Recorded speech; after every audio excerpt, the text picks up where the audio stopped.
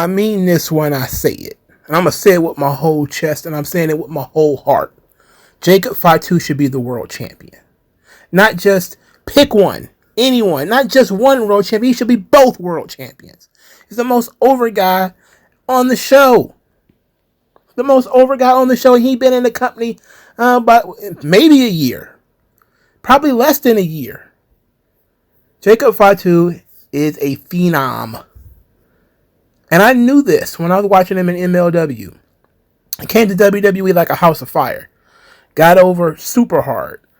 This is the best thing Triple H has done since he took over. Was bringing Jacob Fatu in and letting Jacob Fatu be himself. That's all he really needed to do. Let the beast out of the cage. He hasn't overexposed him. He hasn't lost any matches. He should be the world champion right now. He should be. Why isn't he? Why do we have to sit through Gter and Cody Rhodes? All right. Now, I'm not saying that those are bad guys. I'm just saying when I think of dominant world champion, Jacob Fatu is the guy. He had a run of being MLW world champion. I don't know. It felt like it was like 2 years or something like that, right? None of the matches were boring. It never got old. Nobody ever got tired of Jacob Fatu being the champion. I know it's MLW is different. But if you put the belt on Jacob Fatu as quick as possible, I'm saying at this point he might as well win the Rumble. Now, there's precedent for that. Shinsuke Nakamura won the Rumble in his first run. 2018, 2017? He was in the company less than a year. He won the Rumble. We probably need to go that route with Jacob. And probably need to have Jacob beat Cody. Or Jacob beat Gter. Or maybe stack them on top of each other. You need to capitalize on what you did here. Saturday night's main event, January the 25th, 2024, infinitely better than the first one. And the Jacob Fatu Braun Strowman thing, brilliant. We don't go through the entirety of the show. It was put together more like a pay-per-view or kind of like a house show. There were no skits or anything like that. No real storylines were advanced. But there was a lot of matches, a lot of in-ring stuff, and some nods to the past. Nods to the past, you had Alundra Blaze there with the Old Women's Championship. You had Arn Anderson. He showed up. $1 Million Man Ted DiBiase showed up. Always fun to see those folks. Hacksaw Jim Duggan, he was present. They had the old school Saturday night's main event. You know, the Madison Square Garden drop down mic. That was pretty badass. I like that joint. They had it for the first ring announcement. So they did, a couple of nods here and there. The first match on the show, Rhea Ripley defeats Nia Jax. Pretty obvious, right? Ripley did a good job here. And so did Nia. This is one of the better Nia Jax performances. And Nia Jax has improved. Let's not say that she's just out and out trash. She was out and out trash a couple of years ago. Now she has improved greatly, but her booking is worse. She was actually booked better when she was a worst wrestler. Now that she's actually decent and she can move around a little bit, she's doing nothing but lose. But Rhea, of course, was going to win. And this was fine. I couldn't find anything wrong with it other than the fact that I didn't really want to see it in the first place. The amount of stuff that Rhea Ripley survived in this match was, but Rhea's a big girl, so her surviving an Annihilator, second, rope leg drop, and a Samoan drop off the second rope, all that stuff. Okay, she's a big girl. She's not tiny, but I would hope that Nia would be using her moves sparingly. Now, the issue that I have here is now that Rhea Ripley has beaten Nia Jax, and Nia Jax, I guess, is a new addition to Monday Night Raw. What do you do with Rhea now? Now, it seems like they're only going to do one title defense in the entire month or something like that. So this is Rhea's title defense. So likely not going to have a title defense at all at the Royal Rumble. So who's next in line? It seems that there was some chitter chatter that Bianca Belair versus Rhea Ripley is likely going to be the match for WrestleMania 40 or 41. I'm sorry. And you know what? As much as I love that, I think that it's a great match. It's certainly a WrestleMania match.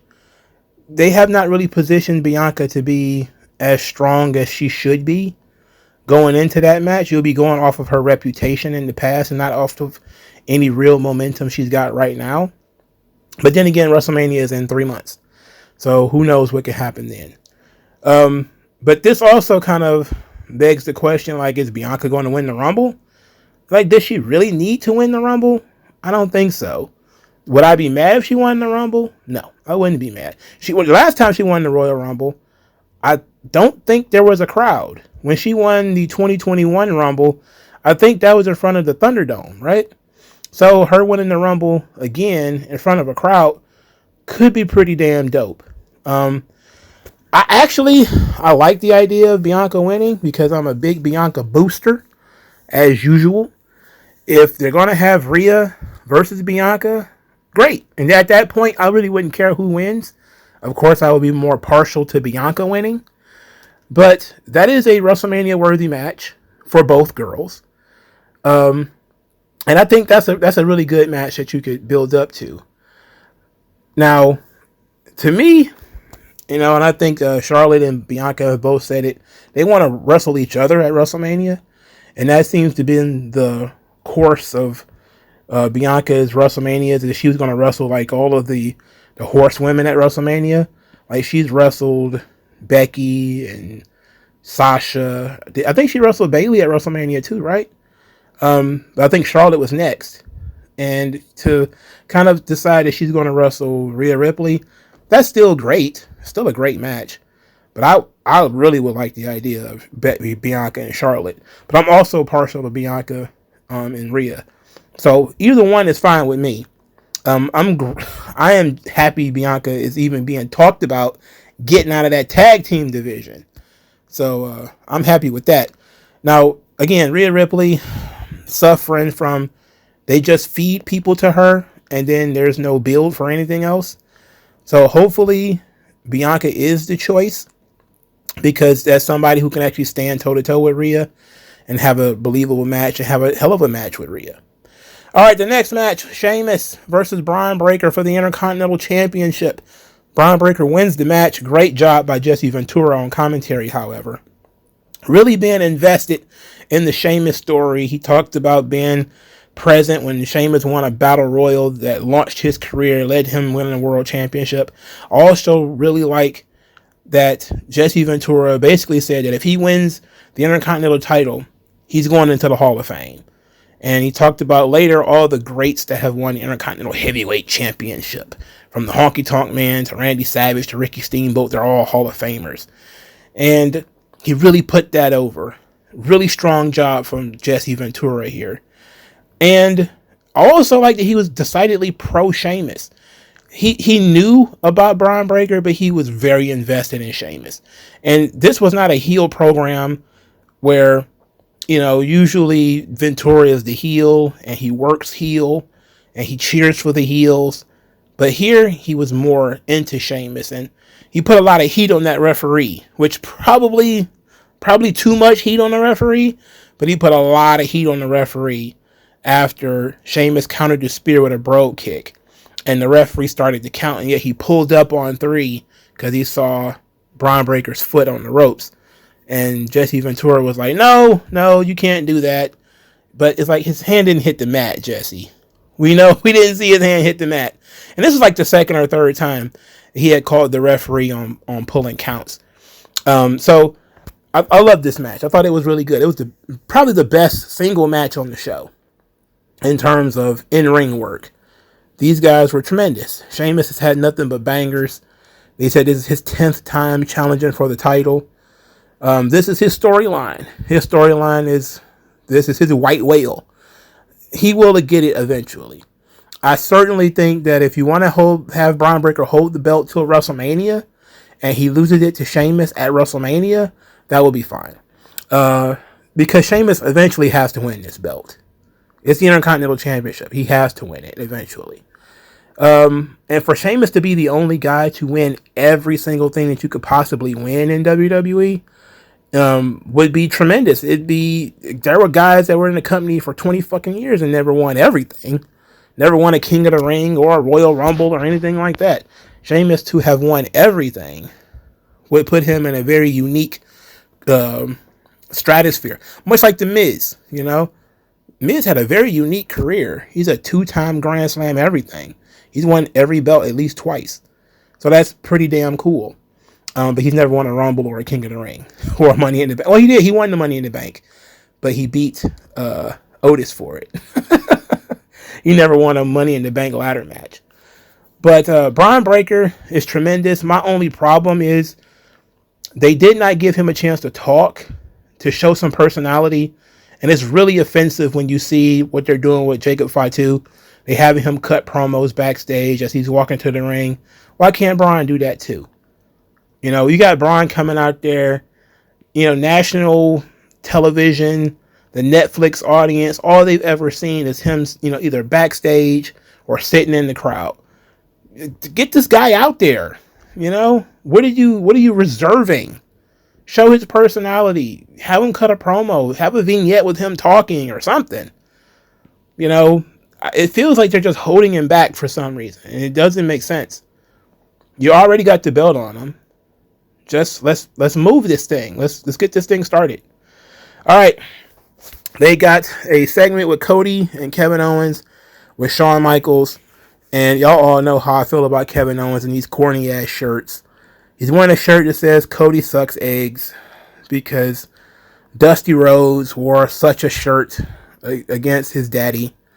You know, when he said Dusty sucks eggs. So, how funny is Kevin Owens? It's a member berry. Don't you remember that? Get the fuck out of here. All right. I'm not easily impressed by Kevin Owens. I don't like Kevin Owens, okay? I can't wait for this shit to be over. Kevin Owens basically says that he took offense to Cody Rhodes saying that he takes the easy way out. Says that Cody is the one who takes the easy way out. He quit while he stayed for 10 years.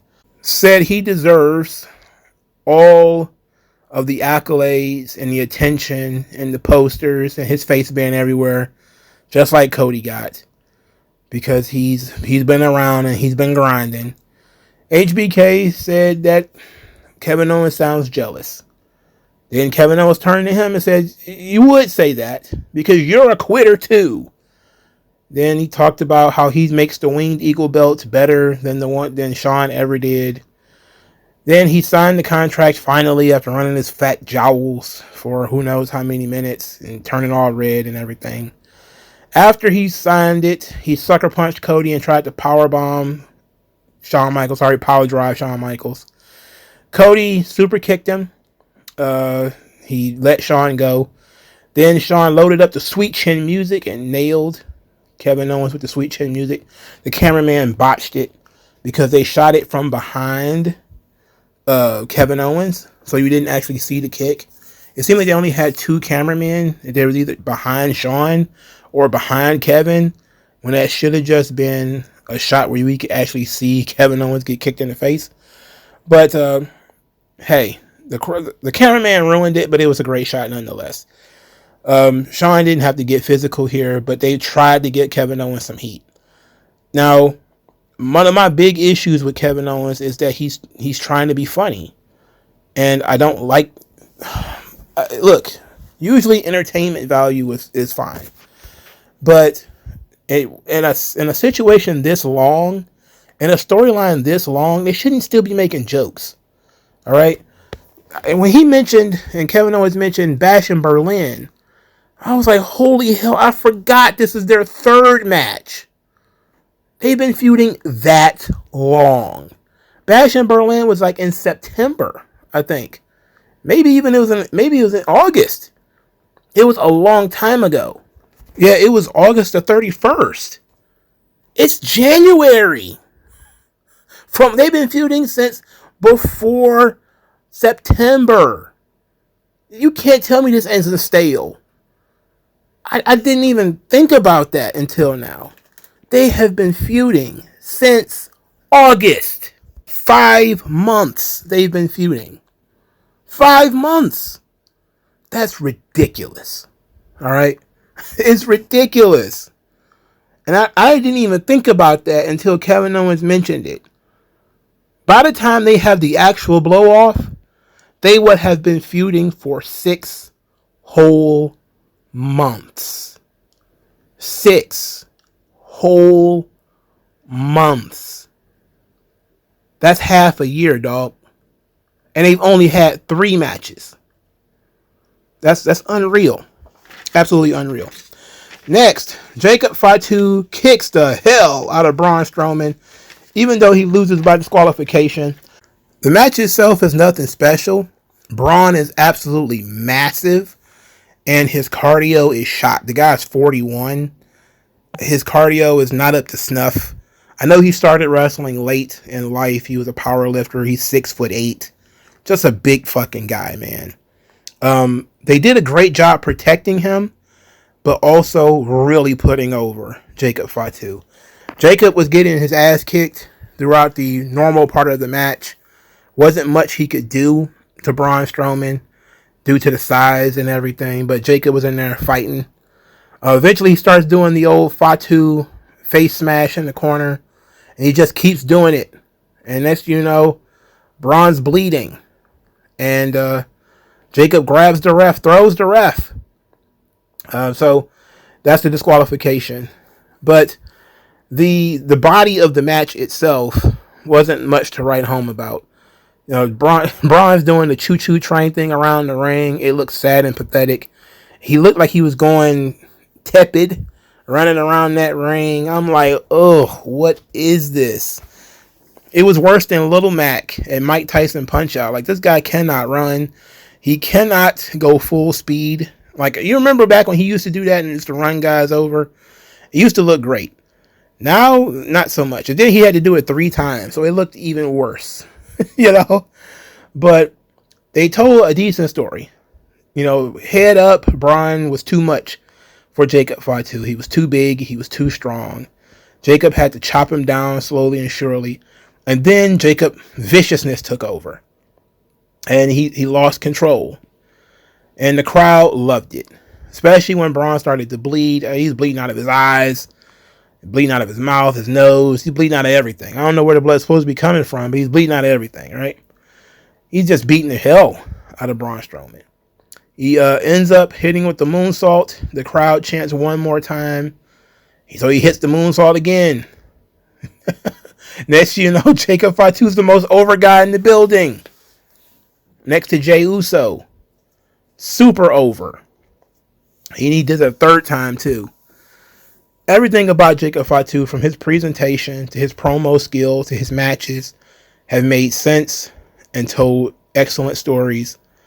He hasn't been overexposed. This was perfect.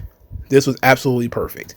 Neither one of these guys lost in a legitimate way. Even though it would have been fine for Braun to take a pin, he didn't need to lose, so we're going to continue this thing. So they're going to horse fight this. Essentially, what happened between Braun and Bronson Reed, they're going to do it with Jacob Fatu. And it's going to succeed more with Jacob Fatu. Because Jacob's a better character. As proven by Jacob Fatu's pre-match promo, where he went full Bay Area. He went full Mac Dre. Hyphy. Got it, I mean? You feel me? I liked it. I love it. It's different. Even though he's, you know, you would say, oh, he's a Samoan like all the other Samoans. Nah, he's a little bit edgier, a little bit more street than the Usos and Roman. You know, it makes them stand out. And I love that element about these guys. They realize that they're all big, jacked, brown guys. And they could all just be big, jacked, brown guys who are incredible athletes, and that would be enough. But the different approaches and the different ways that the individuals are being presented makes them stand out. And I am very impressed with Jacob Fatu. He's done an amazing job. Braun Strowman, he's washed beyond belief. He's the male Nia Jax. But he's still got tremendous size. And if you can kick his ass, you should get over. And Jacob Fatu can kick his ass. Bronson Reed can kick his ass. Omos, who I'm guessing is still over in the land of the rising sun, can kick Braun Strowman's ass believably. And thus, he can get them over. All right? This is useful. This is very useful. They did a great job here. The post-match, 5 out of 5. The actual build-to-build action, maybe a 2. But the post-match was a 5 out of 5. I was absolutely thrilled with the post-match. All right. The main event, the World Championship, Gter defeated Jey Uso. Pretty standard Gter match. You know, did a good job of really making people think that Jey had a chance. You know, took the Uso splash and after the spear, only to kick out at 2 and then won with his boring power driver. I'm a little, more, I guess you could say, sour on Gter as a main eventer, because one of the things that I need, and one of the things that I think is useful, and this goes to Brian Breaker as well, is it would have been nice if he cheated. Would have been great if he cheated. Sometimes saving the babyface is a good thing. This is why I really liked the Jesse Ventura commentary in the Intercontinental Championship match, is even because when you look at the match straight up, if you was watching it on mute, you would think Sheamus lost that match clean. But if you actually listen to Jesse Ventura, you think Sheamus got jobbed out by the refs, right? So that actually helps Sheamus, because now it's like, you had a bum referee. That's why he lost. He should be the Intercontinental Champion. So even though he lost, you feel sympathy for him. Like, man, bad luck, right? Same thing should happen here for Jey. It should be bad luck that he lost to Gter, or Gter actively did something to cheat. The fact that Gter doesn't cheat is problematic for me. I get that there is a benefit to having strong heels who don't need to cheat. But when you have a babyface that is as over as Jey Uso, you should not beat him clean. You should always be thinking of how you can get out of this thing while keeping him being over whole, right? Even something as simple as an eye poke, an eye rake, a low blow, some kind of unfairness, something that gives Jey Uso, I was this close. It gives the fans that too, because the fans who continue to buy into Jey Uso and his near falls and his hope spots, they want to believe that he could win this match. If they would have done something to show how close he got and that Gter had to cheat, it probably would have done Jey Uso a big service. And also the crowd wouldn't have gotten flat after the pin. That's always a big issue with me, is that the crowd gets too flat when Gter wins. He wins by choking his opponent out, the crowd just dies. He pins his opponent with the 2 power bombs, the crowd just dies. The crowd doesn't go up like, oh man, the crowd just dies. Like, oh. And that's it. They just look at him. Like, they have some level of appreciation for his ability. But there should be something more here. You're missing something. And what you're missing is that the guy doesn't fucking cheat. Even Brock Lesnar cheats. This guy can cheat. He can hit somebody with a chair. He's got, a helper who could have run out there and caused a distraction. There's all sorts of things you could do with Gter. And he doesn't have to be strong. He's already the world champion. You don't have to overbook Gter. But you do need to do something to maintain the integrity of your baby faces. Now, usually WWE has too many run-ins, so I probably wouldn't have had Ludwig Kaiser run in. But I definitely would have had Gter rake the eyes.